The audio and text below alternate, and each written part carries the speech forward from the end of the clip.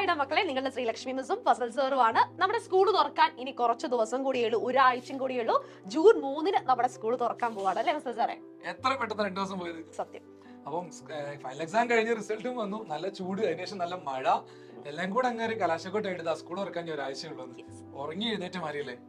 അപ്പം ഞങ്ങൾ വന്നിരിക്കുന്നത് എന്താണെന്ന് വെച്ചാൽ സ്കൂളിലേക്ക് പോകുന്നതിന് മുമ്പ് കുറച്ച് കാര്യങ്ങൾ മക്കൾ ശ്രദ്ധിക്കേണ്ടതുണ്ട്. അപ്പൊ എല്ലാവരും വായിക്കുന്ന പോലെ സ്ഥിരം ചടങ്ങുകളുണ്ടല്ലോ.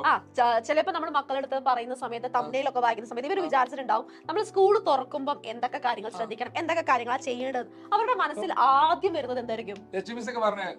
കുട മേടിക്കണം, ബാഗ് വാങ്ങണം, ബുക്ക് വാങ്ങണം, കളർ പെൻസിൽ വാങ്ങണം, റെഡ്, പച്ച, നീല, ബ്ലാക്ക് പെൻസിൽ വാങ്ങണം. അതെ, അതെന്തായാലും നമ്മുടെ മക്കൾക്ക് ഉണ്ടാവും അല്ലെ. Box, water bottle, tiffin set ആക്കണം. പക്ഷെ ഇതാണോ നമ്മൾ സീരിയസ് ആയിട്ട് കാണേണ്ടത്? ഇത് കാണണം, ഇത് വേണം, ഇതില്ലാതെ പോകാൻ പറ്റില്ലല്ലോ. പക്ഷെ ഇതിനോടൊപ്പം ചെയ്യേണ്ട കുറച്ച് കാര്യങ്ങളുണ്ട്. ആദ്യത്തെ പരിപാടി എന്താണെന്ന് അറിവിസേ എന്തായിരിക്കണം? ആദ്യം നമ്മൾ ഇമ്പോർട്ടൻസ് കൊടുക്കേണ്ട കുറച്ച് കാര്യങ്ങളുണ്ട്. അതാണ് നമ്മൾ ഇവിടെ ഡിസ്കസ് ചെയ്യാൻ വന്നത് കേട്ടോ. അപ്പൊ ആദ്യത്തെ കാര്യം എന്താ പറഞ്ഞോളൂ ഐശ്വര്യ?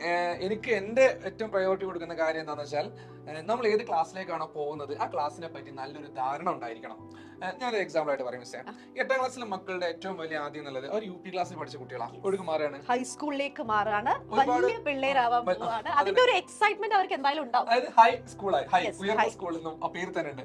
അപ്പം എക്സൈറ്റ്മെന്റ് മാത്രമല്ല, സിലബസ് മാറുന്നുണ്ട്, ഒരുപാട് പഠിക്കാനുണ്ട്, ഒരുപാട് മാറ്റങ്ങൾ അവർക്ക് ഫേസ് ചെയ്യാനുണ്ട്. 7ാം ക്ലാസ്സിൽ നമ്മൾ പഠിച്ച ആ ഒരു പാറ്റേൺ അല്ല നമ്മുടെ 8ാം ക്ലാസ്സിലേക്ക് വരുന്ന സമയത്ത് ക്വസ്റ്റ്യൻ പേപ്പേഴ്സ് ആണെങ്കിലും എക്സാംസ് ആണെങ്കിലും എല്ലാം വ്യത്യാസമുണ്ട്. ഗ്രേഡ് സിസ്റ്റം മാറിയിട്ട് മാർക്ക് സിസ്റ്റത്തിലേക്ക് വന്നു. അതുപോലെ സയൻസ് ആണ് എനിക്ക് ഏറ്റവും വലിയ ചേഞ്ച് വരുന്നത്. അടിസ്ഥാന ശാസ്ത്രം, ഫിസിക്സ്, കെമിസ്ട്രി, ബയോളജി ആയിട്ട് മാറിയിട്ടുണ്ട്. അതേപോലെ നമ്മൾ 9th സ്റ്റാൻഡേർഡ് കേസ് എടുക്കുകയാണെങ്കിൽ അവരാണ് ഏറ്റവും വലിയ എന്താ പറയാ ടാസ്ക് ഫേസ് ചെയ്യാൻ പോകുന്നത്. കാരണം ടെക്സ്റ്റ് ബുക്ക് കംപ്ലീറ്റ് എല്ലാ സബ്ജക്റ്റിനും മാറിയിട്ടുണ്ട്. വലിയൊരു ടാസ്ക് തന്നെയാണ്. സോഷ്യലെ സംബന്ധിച്ച് പറഞ്ഞാൽ മൊത്തം ടഫായിട്ട് മാറി. സത്യമായിട്ട് പറഞ്ഞാൽ ടഫായിട്ട് മാറിയിട്ട്. പക്ഷെ അത് പേടിക്കൊന്നും വേണ്ട, ഞങ്ങൾ ഡേഗണ്ട് കൂടെ വേറെ കാര്യം. അപ്പം 9ാം ക്ലാസ്സിൽ നോക്കേണ്ടത് പുതിയ ടെക്സ്റ്റ് ബുക്ക് എത്തിയിട്ടുണ്ടോ, അവർക്കാണ് ഏറ്റവും കൂടുതൽ പണി. ഈവൻ SLC-ക്കാരെക്കാളും കൂടുതൽ പണിയുള്ളത് 9ാം ക്ലാസ്സിനാണ്. ആ സിലബസ് ഒന്ന് കവർ ചെയ്ത് നോക്കി, അയ്യോ ഇതൊക്കെ പഠിക്കണല്ലോ.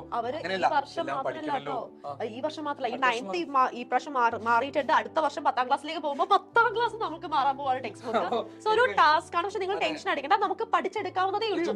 ആട് സിനിമയിൽ ഡ്യൂഡിന്റെ ഡയലോഗ് ഓർമ്മ, എന്നെക്കാളും ഗതികെട്ടോ ആരുണ്ട്. അപ്പം 9ാം ക്ലാസ് വരെ പേടിക്കേണ്ട, നിങ്ങളെ കൂടെ ഞങ്ങൾ ഉണ്ടായിരിക്കും. നമ്മുടെ ആദ്യം തന്നെ എല്ലാ കാര്യവും നിങ്ങളിലേക്ക് എത്തിക്കാൻ വേണ്ടി മാക്സിമം നമ്മൾ ശ്രമിക്കാത്ത കാര്യം. പിന്നെ 10ാം ക്ലാസ് പറയുന്നത് കുറച്ച് ഗൗരവത്തോടു കൂടിയാണ് പറയുക അല്ലെ. എല്ലാവരും അങ്ങനെയാണ് പറയുക. ഞങ്ങൾ പറയും, പേരന്റ്സ് പറയും, ടീച്ചർ പറയും, നിങ്ങൾക്ക് മാത്രം ഉണ്ടാവില്ല.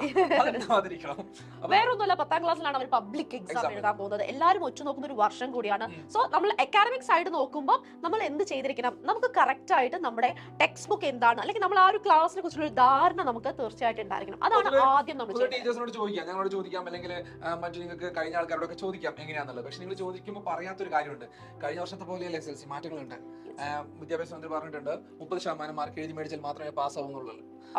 ഇമ്പോർട്ടന്റ് ആയിട്ടുള്ള അപ്ഡേറ്റ്സുകളും കാര്യങ്ങളും ഒക്കെ വന്നിട്ടുണ്ട്. അപ്പൊ അതൊക്കെ ശ്രദ്ധിക്കുക. അതൊക്കെ നമ്മുടെ ചാനലിലൂടെ സ്ഥിരമായിട്ട് അപ്ഡേറ്റ് ചെയ്തിരുന്നുണ്ട്. ഇതാണ് നമുക്ക് പറയാനുള്ള അക്കാഡമിക്കലി നമുക്ക് പറയാനുള്ള കുറച്ച് കാര്യങ്ങൾ.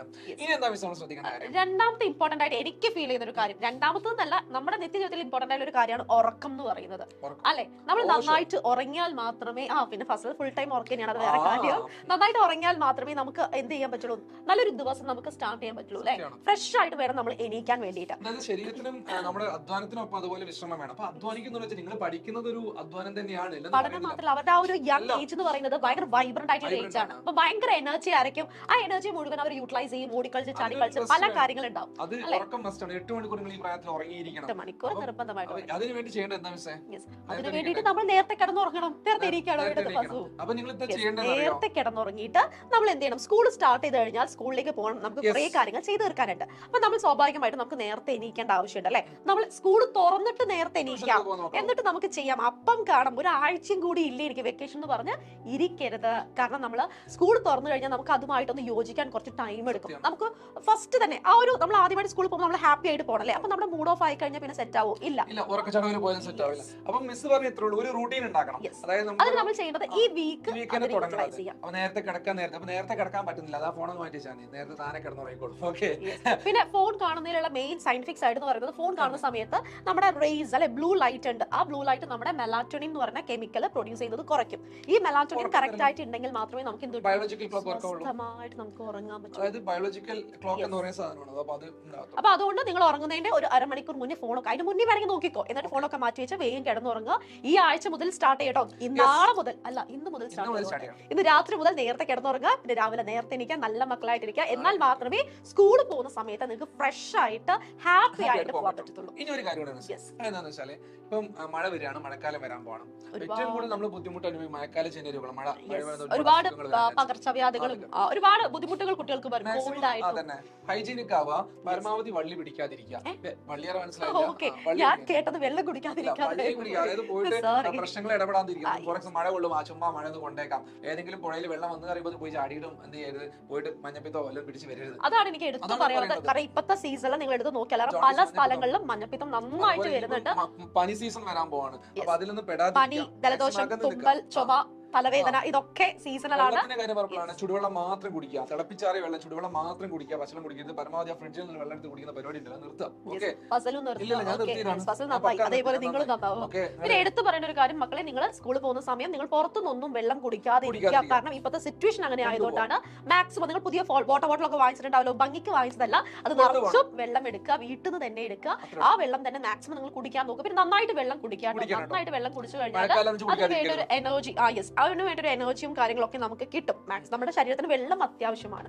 സോ വെള്ളം നിങ്ങൾ വീട്ടിൽ തന്നെ കൊണ്ടുപോവുക, നല്ല മക്കളായിട്ട് സ്റ്റേബിളൈസ്ഡ് ആയിട്ടിരിക്കുക, ഹെൽത്തി ആയിട്ടിരിക്കുക, പക്കാ സെറ്റ് ആയിട്ടിരിക്കുക. എന്നാലും നമുക്ക് പോകുമ്പോൾ ഒരു ഉന്മേഷം ഉണ്ടാകത്തുള്ളൂ. പനി പിടിച്ച് ഫസ്റ്റ് ഡേ ക്ലാസ്സിന് പോകുന്ന അയ്യോ ആദ്യ ദിവസം ക്ലാസ്സിന് പോവാതിരിക്കാൻ ഭയങ്കര ബുദ്ധിമുട്ടാണ്, ക്യാച്ച് ചെയ്യാനൊക്കെ ബുദ്ധിമുട്ടായിരിക്കും. ഇടയിൽ പോകുന്ന പോലെയല്ല. പിന്നെ ഒരു എൻജോയ്മെന്റ് നമുക്ക് ഫ്രീ ആയിട്ട് ആസ്വദിക്കാൻ പറ്റില്ല. ഈ പറഞ്ഞ 8ാം ക്ലാസ് ആവട്ടെ, 9ാം ക്ലാസ് ആവട്ടെ, 10ാം ക്ലാസ് ആവട്ടെ, ഇതെല്ലാം നമ്മൾ ആസ്വദിച്ചിട്ട് വേണം നമ്മൾ പഠിക്കാൻ. അല്ലെ, പഠിക്കാൻ വേണ്ടിയിട്ടാണ് പോകുന്നത്, പക്ഷെ ആസ്വദിക്കേണ്ട പല കാര്യങ്ങൾ നമ്മുടെ സ്കൂൾസിലുണ്ട്. സോ അതൊക്കെ ഫ്രീ ആയിട്ട് ആസ്വദിക്കണമെങ്കിൽ ഈ കാര്യങ്ങളെല്ലാം നമ്മൾ ശ്രദ്ധിക്കണടാ.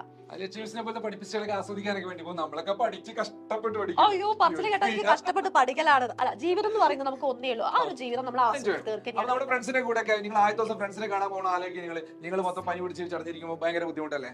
അപ്പൊ എല്ലാം പ്രിപ്പയർ ആയി പോയി കഴിഞ്ഞാൽ ഒരു പ്രശ്നമില്ല, നിങ്ങൾ കൂളായിട്ട് എല്ലാം ചില്ലായിട്ട് ചെല്ലാൻ പറ്റും. അപ്പൊ അത് ഉണ്ടാവട്ടെ.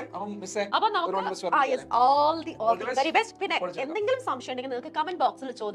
ഞങ്ങൾ രണ്ടുപേരും ഉണ്ടാവും, നിങ്ങളുടെ ഡൗട്ട്സ് ഒക്കെ ക്ലിയർ ചെയ്ത് തരാൻ. സ്കൂളിൽ പോകുന്നതിന്റെ മുന്നേ എന്തെങ്കിലും കാര്യങ്ങൾ അറിയാനുണ്ടെങ്കിൽ അതൊക്കെ ചോദിക്കാം. മാക്സിമം ഷെയർ ചെയ്യുക, സബ്സ്ക്രൈബ് ചെയ്യുക. ഓക്കെ, ബാക്കി അപ്ഡേറ്റ്സ് ഒക്കെ നിങ്ങളെ തേടി വരും ചാനലിലൂടെ. All the very best. By.